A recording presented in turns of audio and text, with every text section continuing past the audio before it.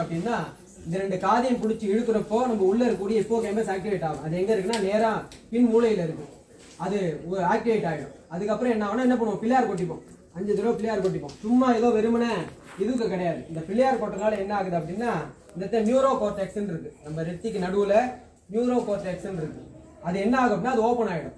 இது ரெண்டும் ஒரே நேரத்தில் இருக்கும் பொழுது என்ன ஆகும் அப்படின்னா நம்ம உடம்பு, நம்ம மனசு, நம்ம புத்தி, மூளை, இது மூணும் ஒரே நேர்கோட்டில் வேலை செய்யும். அப்படி வேலை செய்யும் போது என்ன ஆகும் அப்படின்னா எந்த காரியத்தை நோக்கி நம்ம இருக்கோமோ அந்த காரியம் உடனே நிறைவேறும். இப்போ படிக்கணும் அப்படின்னா அந்த படிக்கிறது வந்து மனசுல நிற்கும்.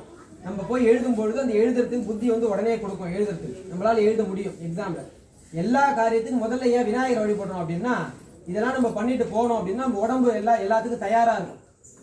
ஒரு யாகம் பண்ண போறோம்னா ஒரு 1 மணி நேரம் 2 மணி நேரம் உட்காந்துட்டு இருக்கோம்னா நம்மளால உட்கார முடியும். ஏன் இப்படி உட்கார முடியும்னா இதெல்லாம் நம்ம பண்ணணும். பிள்ளையார் கொட்டினா சும்மா கடமைக்கு அப்படி தட்டக்கூடாது.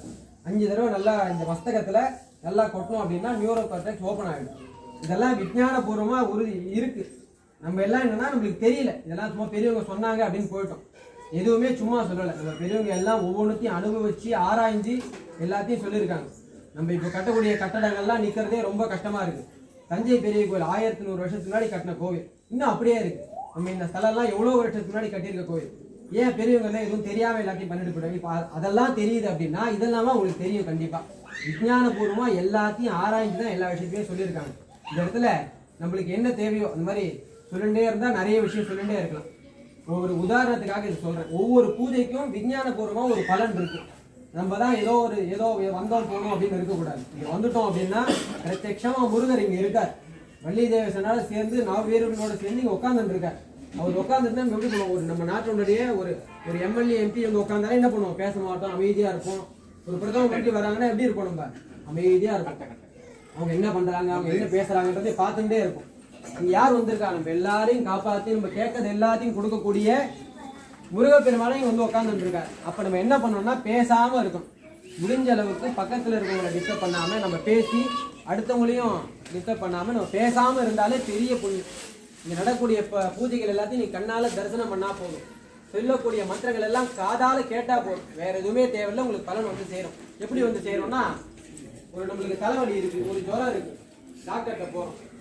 அவங்க என்ன மருந்து எழுதி கொடுப்பாங்க நம்மளுக்கு தெரியாது. இந்த மருந்துல என்ன கலந்துருக்கு பேரை பண்ணி தெரிஞ்சுட்டா கூட அது என்னெல்லாம் கலந்துருக்குன்னா நம்மளுக்கு தெரியாது. ஆனா நம்ம அதை சாப்பிட்டா என்ன ஆகும், உடம்பு வியாதி சரியாயிடும். இந்த மாதிரி மந்திரங்கள் உங்களுக்கு என்னன்னு புரிய வேண்டாம்.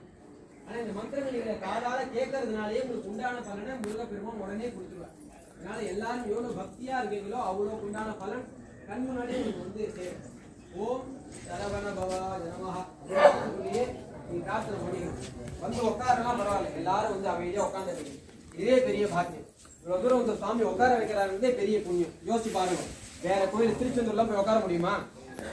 5 நிமிஷம் தான் எல்லாம் வெளில கிளம்புன்னு அனுப்பிச்சு விட்டுருவா. திருச்செந்தூருக்கு முன்னாடி இங்க யாகம் பண்ண ஸ்தலம் இந்த இடத்துல உட்காந்துட்டு இருக்கோம். இங்க ஏன் கூட்டம் வரல அப்படின்னா கூட்டம் வராமைக்கு இல்லை, அவர் அனுகிரகம் கொடுக்கல, அவ்வளவுதான். இல்லைன்னா இவ்வளவு ஹைவேல இருக்கு, எவ்வளவு பேர் வண்டி கார்ல பார்த்துட்டே போறா, எவ்வளவு பேர் வந்துட்டு போகலாம். மேல வரத்துக்கு அழகா பாதை இருக்கு, ஏறி வரணும்னு அவசியம் கிடையாது. இவ்வளவு சௌரியம் இருந்தோம், ஏன் இங்க கூட்டம் வரலன்னா கூட்டம் அவங்க வரணும்னு அவசியம் கிடையாது.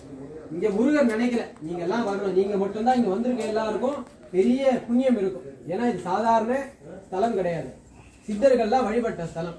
அகத்தியரே வந்து பூஜை பண்ணியிருக்கார். 12 சித்தர்கள், புன்னாகீசர், கோரக்டர், சட்டைநாதர், ரோமரிஷி, 12 சித்தர்கள், 18 சித்தர்கள்ல 12 சித்தர்கள் வழிபட்ட ஸ்தலம் இது.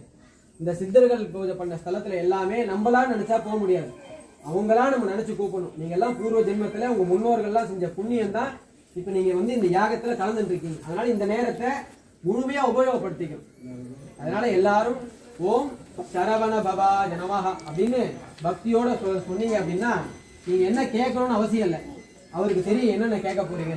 அது எல்லாத்தையும் உங்க கண்ணு முன்னாடி கொண்டு வந்து கொடுப்பாரு. உங்களுக்கு என்ன தேவையோ அது எல்லாத்தையும் கொடுக்க முருகர் தயாரா உட்கார்ந்துட்டு இருக்காரு. ஆனா அதை கேட்டு வாங்கிக்கணும். கண்ணால காதால எல்லாத்துலயும் முருகப்பெருமான் நினைச்சோம் அப்படின்னா பிரத்யட்சமா எல்லாருக்கும் காட்சி கொடுப்பாரு. எல்லாரும் முருகப்பெருமான தரிசனம் பண்ணலாம். ஆனா நம்ம கொஞ்சம் பிரயத்தனம் பண்ணணும். இந்த கண்ணுன்றது வெறுமனே இந்த 2 கண்ணால ஒரு செவுத்துக்கு பின்னாடி என்ன நடக்குன்னா தெரியாது இல்லையா? அவ்வளவுதான் இந்த கண்ணுக்கு உண்டான சக்தி. நம்ம எல்லாருக்கும் மனக்கண் ஒண்ணு இருக்கு, 3வது கண்ணு ஒண்ணு இருக்கு. அதை திறந்து பார்த்தோம் அப்படின்னா பிரத்யட்சமா சுவாமி காட்சி கொடுப்பார். அதனால எங்கேயோ இருக்கக்கூடிய அந்த தெய்வத்தை நம்ம கண்ணால தரிசனம் பண்ணணும்னா அதுக்கு நம்ம கொஞ்சம் பிரயத்தனை பண்ணணும். அந்த பிரயத்தனம் வேற ஒண்ணுமே கிடையாது. அமைதியா உட்கார்ந்து அவருடைய நாமத்தையே சொல்லிட்டே இருந்து பாருங்க, கண்டிப்பா எல்லாருக்கும் முருகப்பெருமான் காட்சி கொடுப்பார். அதனால எல்லாரும் ஓம் சரவண பவாய நமஹ அப்படின்ற ஷடாட்சர மந்திரத்தை எல்லாரும் ஜெபம் பண்ணிட்டே இருக்கணும். இந்த யாகம் முடிகிற வரைக்கும். வெற்றிவேல் முருகனுக்கு, வீரவேல் முருகனுக்கு, சத்ரு சம்ஹார மூர்த்திக்கு, வெற்றிவேல் முருகனுக்கு.